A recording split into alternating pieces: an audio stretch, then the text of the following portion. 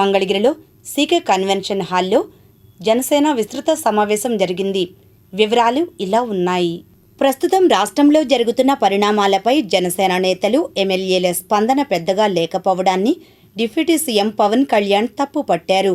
అంబటి రాంబాబు, జోగి రమేష్ వైఖరిని విమర్శలు చేయాలని ఆయన ఎమ్మెల్యేలకు, నేతలకు దిశానిర్దేశం చేశారు.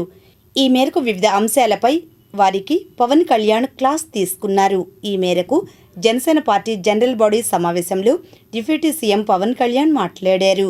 సోమవారం మంగళగిరి బైపాస్లోని సీకే కన్వెన్షన్ హాల్లో ఈ సమావేశాన్ని నిర్వహించారు. ఇంకా ఈ సమావేశంలో పార్టీ రాష్ట్ర కార్యవర్గంతో పాటు పార్టీకి చెందిన మంత్రులు, ఎంపీలు, ఎమ్మెల్సీలు, ఎమ్మెల్యేలు, కార్పొరేషన్ చైర్మన్లు, జిల్లా అధ్యక్షులు, నగర అధ్యక్షులు, వీర మహిళా ప్రాంతీయ కోఆర్డినేటర్లు, అధికార ప్రతినిధులు, సెల్ చైర్మన్లు పాల్గొన్నారు.